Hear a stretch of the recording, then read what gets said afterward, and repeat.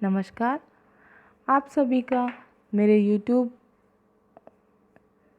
Channel Hindi साहित्य में हार्दिक अभिनंदन है। आपको कबीरदास जी की साखियाँ माया को अंग की व्याख्या कराएंगे, जिसमें कबीरदास जी ने बताया है कि सांसारिक मोह माया और जो ये विषय वासना है ये किस तरह से मन को जो है इसमें आसक्त करके रखती है और हमारा शरीर जो है वो तपस्या करता रहता है, फिर भी हम परमात्मा को नहीं पा सकते हैं। क्यों? तो कबीरदास जी जो है निर्गुण काव्य धारा के कवि रहे हैं और उन्होंने निराकार पर ब्रह्म परमात्मा की भक्ति पर बल दिया है। तो इसलिए वो कहते हैं, माया मोई न मन मुआ, मरी मरी गया शरीर, आशा तृष्णा ना मुई, यो कहे गया कबीर। तो ये जो साखियाँ हैं ये कबीरदास जी के माया को अंग से ली गई हैं। इसमें माया के कारण मनुष्य का जन्म जो है वो बार बार होता रहता है। इसलिए कबीरदास जी कहते हैं कि जो सांसारिक व्यक्ति है उसकी ना तो माया मरती है न ही मन मरता है। अर्थात कि माया अर्थात हमारे मन के अंदर जो वासनाएं होती हैं, जो सांसारिक इच्छाएं होती हैं, वो कभी खत्म नहीं होती और मन भी हमारा जो है उनसे कभी मुक्त नहीं हो पाता। मुआ का अर्थ यहाँ मुक्त से है। और इस मतलब मन के अंदर जो वो भावनाएं हैं, जो इच्छाएं हैं, वो मर नहीं पाती हैं और मर गया शरीर, और शरीर तो जो है वो मर जाता है। मतलब शरीर खत्म हो जाता है, लेकिन फिर भी जो है आत्मा जन्म लेती रहती है, हर बार नए शरीर को पाती है। और उसी प्रकार से हमारा मन जो है वो शरीर तो मर जाता है लेकिन हमारा मन भी नहीं मरता है। तो हमारा शरीर मरने का अर्थ यहाँ पर एक ये भी है कि अगर हम जैसे तपस्या करके शरीर को तो हमने मार लिया है, मतलब बहुत ही कमज़ोर कर लिया, लेकिन हमारा मन जो है वो कमज़ोर नहीं हो पाता है।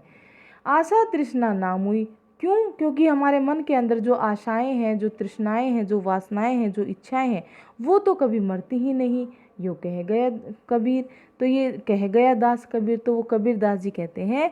तो कबीरदास जी जो है इस संसार को त्यागने से पहले ये साखियों के रूप में सब लोगों को संदेश देकर गए थे कि मनुष्य जो है इस संसार में ही उलझा रहता है, इस सांसारिक माया में वो विचलित हुआ रहता है और परमात्मा की भक्ति नहीं कर पाता है। आगे कबीरदास जी कहते हैं, तृष्णा सींची ना बुझे, दिन दिन बढ़ती जाई, जो आशा के रूस जो घड़ मेघा कुमलाई।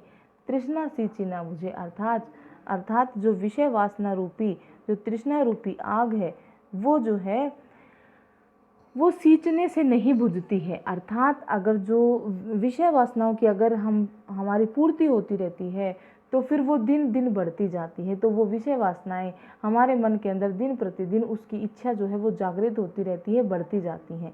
किस प्रकार? जिस प्रकार से ज्वासा के रूस, जो ज्वासा का रूस अर्थात ज्वासा का जो पेड़ है, जिस प्रकार ज्वासा का पेड़ बढ़ता है, कैसे? घण मेहा कुमलाए, वो ज़्यादा घण यानी ज़्यादा, मेहा यानी कि बारिश होने से कुमलाता नहीं है, अपितु वो खिलता जाता है। यानी कि अगर ज़्यादा बारिश हो जाती है पेड़ पौधों पर तो वो जो है कुमला जाते हैं, लेकिन ज्वासा का पेड़ ऐसा होता है जो कुमलाता नहीं है। या फिर इसका आप दूसरे शब्दों में ये अर्थ भी लगा सकते हैं कि जिस तरह से परमात्मा की अगर हम भक्ति करें तो उस भक्ति रूपी हरियाली में जो ज्वासा का पेड़ है वो कभी कुमलाता नहीं है। ज्वासे की तरह, मतलब जो हमारे मन की जो वासनाएं हैं वो ज्वासे की पेड़ की तरह कुमला जाती हैं। घण मेहा, घनी बारिश करने से, होने से, कैसी बारिश? परमात्मा की भक्ति रूपी बारिश होने से ज्वासा के पेड़ की तरह जो मन की विषय वासनाएं हैं, जो तृष्णाएं हैं, वो कुमला जाती हैं। लेकिन अगर उनको सींचा जाए यानी उन वासनाओं की पूर्ति हो जाए तो वो दिन प्रतिदिन बढ़ती चली जाती है। ठीक है, अगली लाइन में देखेंगे, बुगली नीर बिटा लिया, सायर चढ़ा कलंक, और पंखेरु पी गए, हंस न बोवे चंच। इसमें कबीरदास जी क्या कहते हैं कि बगुली ने सागर के जल को जूठा कर दिया।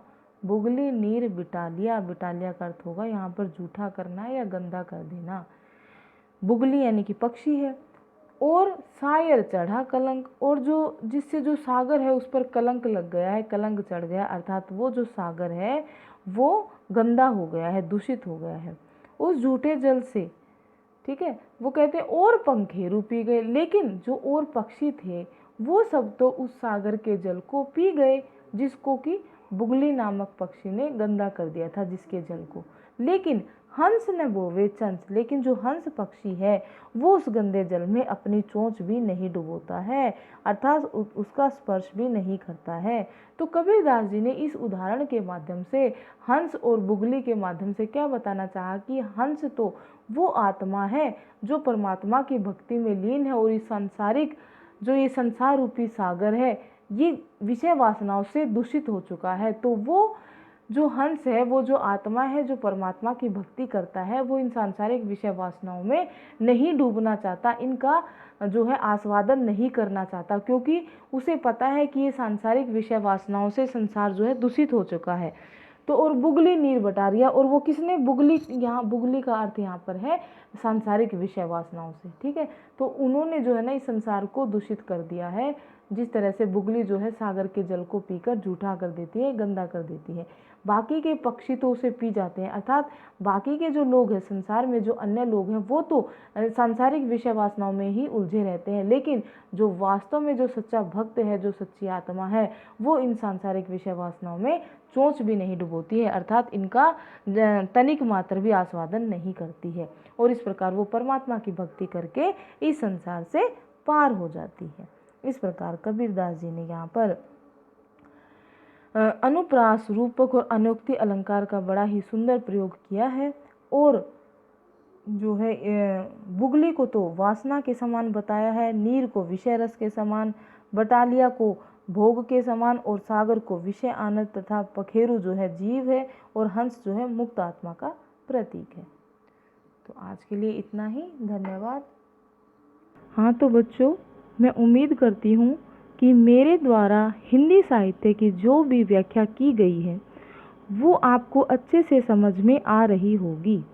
इसलिए आप मेरी वीडियोस को आपके जितने भी सहपाठी हैं, विद्यार्थी मित्र हैं, उनके साथ शेयर करें, और इसी तरह की मेरी एजुकेशनल वीडियोस से अपडेट्स होने के लिए मेरे चैनल को सब्सक्राइब करें। Thank you.